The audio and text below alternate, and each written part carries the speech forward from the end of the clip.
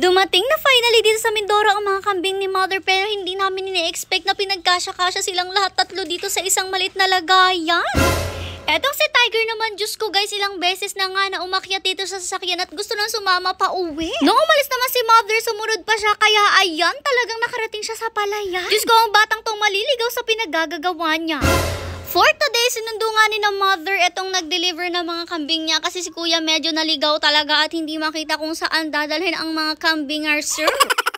Paano ba naman kasi medyo may kalayuan talaga sa kabihasnan nitong bahay ni na Tito kaya naman medyo hindi niya alam kung saan ba siya magdadadaan. Kaya ayan, sinundo sila ni Mother at finally nakarating na nga sila dito kay na Tito Abe, dala-dala ang 3 kambing na binili pa natin dito sa Batangas. Siguro nagtataka kayo kung bakit hindi na lang natin isinabay yung 3 kambing na to dito kay McQueen since pwede naman siya sa likod ng pick-up. Actually, yun talaga yung plano ni Mother kaso nga lang guys, yung nagtanong nga si na Mother sa Port of Batangas hindi daw pala pwede na tandami pa talagang prosesong kailangan gawin at hindi agad-agad sila maiitaw. Buti na nga lang may isa pa tayong choice which is ang ipa-pet transpo nga daw po sila kaya ayan, talagang pinapet transpo na lang natin ang mga kambing na yan. Kaya naman sa first day ni na Mother dito sa Mindoro ay dumating na rin nga agad ang kambing. Yun nga lang hindi ina-expect sila Mother na nangyayari ngayon sa mga kambing na to. Kasi kung mapapansin nyo, tricycle nga, naka-tricycle si Kuyang nag-deliver ng kambing. Akala niya nga yan, 2 crate na yan, nandyan yung 3 kambing. Pero kasi guys, yung palang isang crate na nasa loob ng tricycle na yan, pinagsiksikan pala dyan yung 3 mga kambing. Nakakaloka, isipin niyo paano kaya sila nagkasya dyan. Sabi nga ni Mother na loka daw siya nung isa-isang pinalabas yung mga kambing, tapos talagang 3 sila nagkasya-kasya dyan lahat sa malaking crate na yan. Naalala kasi namin nung pinadala si Snowball noon mula nga po sa Thailand, ay isang crate na ganitong malaki pero isang puppy lang siyang nasa loob niya. Tapos sabi nga ni Mother, kawawa pa daw kasi syempre meron ditong isang kambing na buntis tapos nakipagsiksikan siya sa buong biyahe andyan sa loob ng crate na yan kasama yung 2 pang mga kambing. Buti na lang at okay lang din itong si Mama Kambing at ayan, napaihi na nga agad siyang derecho. Siguro kanina pa siyang ihing-ihi kaya ang tagal din ng pag-ihi niya dyan. Baka rin nga pala guys, matanong nyo kung magkano yung pet transpo mula Batangas hanggang dito sa Mindoro, nasa 10,000 pesos nga daw po yung binayaran ni Mother. Medyo pricey rin pero at least wala na masyadong cheche-bureche kasi ang hirap talaga guys kapag isasabay namin mismo sa biyahe. Anyways, ayun na nga, kinuha na agad sila Johnny, Tito Abe, tapos dinala na rin nga doon sa ginawa ni Tito Abe na parang bahay or lagayan nila. Yes guys, sabi ko naman sa inyo, bet na bet rin talaga ni Tito Abe ang kambing at excited na rin nga siya kaya naman talagang naigawa na agad yan ang bahay dyan sa Mindoro ang mga kambing kahit wala pa sila. O diba nakakatuwa, at least alam natin na mahalagaan rin talaga ang mga kambing na to since maalaga rin talaga itong si Tito Abe sa kanyang mga alaga dito. Bala yan nga, nagpatulong lang siya kay Kuya RJ para madala nga yung mga kambing na yan doon sa pinakalagayan. Andito lang rin naman yun sa tapat ng bahay nila tapos syempre presko rin dito sa lagayan nila kasi pawid nga po yung ginamit ni Tito Abe dyan paggagawa. Alam nyo naman yung pawid guys, yun rin yung material na ginagamit sa mga kubo kaya kahit papano ay presko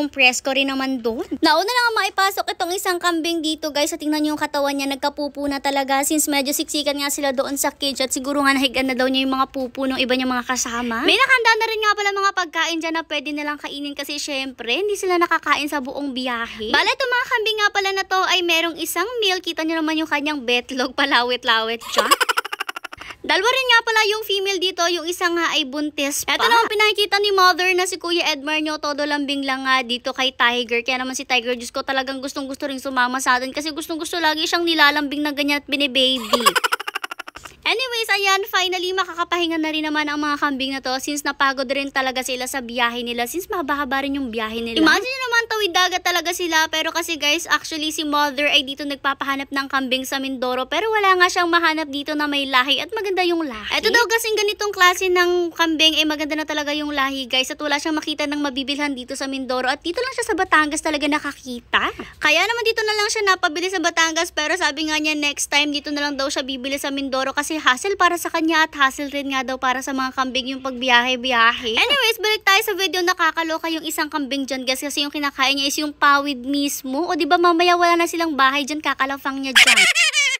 Habang busy naman si Tiger dito at saka yung isang pusa paglalaro ay etong mga kambing na busy na rin naman paglafang kasi nilagyan na rin nga sila dyan ng more pagkain pa. O diba kahit pa paano worth it rin naman ang biyahe nila kasi naman pagdating nila dito masarap din yung pagkain. Huwag kayo mag-alala guys, magiging okay rin naman ang kalagay ng mga kambing na to. Sabi ko naman sa inyo, magaling talaga mag-alaga si Tito Abe at meron din siyang katulong dito guys pag-aalaga sa mga kambing na to. Sabi ko nga baka pagbalik natin dito next time ay may mga baby kambing na or ang dami na nila kasi kasi syempre padadamihin talaga nila ang mga kambing na yan. Anyways, nung time na to nga, ipaalis na rin sina mother, kaya ayan, ini-start na nga ni Kuya Edmar niya yung sasakyan at inilipat na nga agad. Si mother naman, nagbabay na lang rin nga muna dito sa mga kambing na to, pero syempre babalik pa naman sila dito for the babay lang siya sa ngayon. Isa-isa pa nga niyang hinaplos yung mga kambing na yan, guys, at in fairness, ang babait nila, tangko-cute rin ng mga itsura. Sabi ko nga mukhang we bear bears. Si mother nga, hindi pa man siya nakakasakay sa McQueen, ay ayan, may nauna na nga sumakay sa kanya. Walang iba kundi si Tiger, syempre. Actually, pailang sakay na nga daw niya to at talagang hindi lang na-videohan ni mother at ngayon lang talaga niya nakuhanan ng video. Pero kasi nung time na to, papunta daw Calapan si na mother, hindi talaga nila pwedeng isama si Tiger. Kawawa naman siya, talagang gustong-gusto niya sumama sa atin kasi naman, nakakamot-kamot natin siya at gusto niya nalalambing-lambing siya. Kaya ayan, gusto laging kadikit natin. Ang nakakaloka pa nga, hindi alam ni mother nakasunod pala si Tiger sa atin. Kaya ayan, bigla na lang siyang sumulpot habang nasa kalagitnaan tayo ng biyahe. Diyos ko naman, buti na lang nakita ni mother at ayan, pinakit na nga ni mother sa loob ni McQueen para nga maisama na rin natin. Diyos ko, talagang batang to mawawala sa mga pinag-aagagawa niya. Imagine nyo, sumunod siya kay McQueen, tinakbo talaga niya, hindi naman din agad nakita ni na mother, kaya naman napaabot na sila dito sa may palayan bago pa nila nakita. Pero ang plano nga ni mother ng time na to, ibababa nga lang din natin doon sa isa pang kapatid ni mother, kay na Tito Iko, tapos doon na nga lang daw ipapakuha kay Tito Abe. Actually, itong si Tiger, okay naman siya dito sa bahay niya. Yun nga lang kasi simula nung dumating tayo dito, talagang puro lambing ang nakuha niya sa atin, kaya naman gusto laging kasama din natin siya. Tingnan nyo naman, nung maisama nga siya, ox na siya at nakaupo lang rin naman siya dyan sa sasakyan. Kala mo naman talaga sanay na sanay.